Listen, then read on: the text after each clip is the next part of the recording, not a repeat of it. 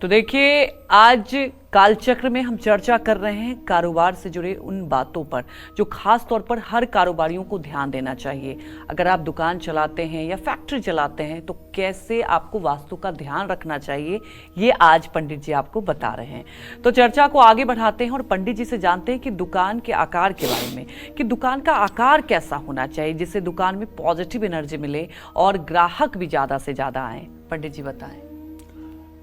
कुछ लोग मुझसे पूछते हैं कि क्या वास्तु के अनुसार गौमुखी आकार की दुकान अच्छी होती है। तो पहले आप ये जान लीजिए गौमुखी क्या है। गौमुखी का मतलब होता है जिस दुकान का आगे का भाग सकरा हो, पतला हो और पीछे का भाग चौड़ा हो, उसको कहते हैं गोमुखी। गोमुखी आकार की दुकान यानी ऐसी दुकान जो लंबी तो होती है लेकिन आगे से चौड़ाई कम होती है और पीछे से चौड़ाई ज़्यादा होती है।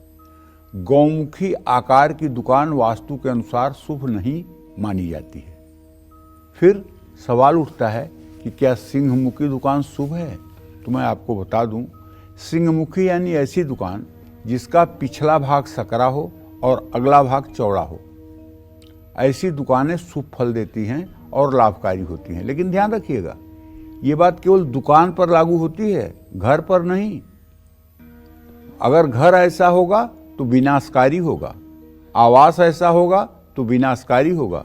जिसका अगला भाग ज़्यादा पिछला भाग सकरा होगा, ऐसा अगर आवास होगा तो फिर ये तो बहुत गड़बड़ हो जाएगा।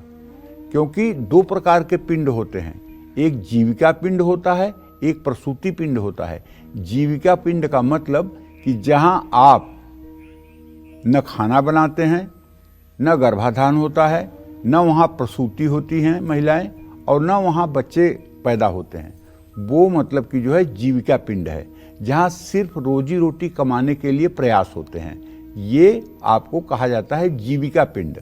और जहां गर्भाधानादि 16 क्रियाएं होती हैं और जहां बच्चे पैदा होते हैं, जहां बच्चों का बचपन में पालन पोषण होता है, जिस घर में किचन होता है, जिस घर का बना हुआ भोजन सब लोग करते हैं, ये है प्रसूति पिंड। तो प्रसूति पिंड और आजीविका पिंड में दोनों में अंतर है। आप दुकान के लिए तो बहुमुख जगह चयन कर सकते हैं, लेकिन आवास के लिए बिल्कुल नहीं। इस बात का ध्यान रखना होगा। जय मां विंध्यवासिनी।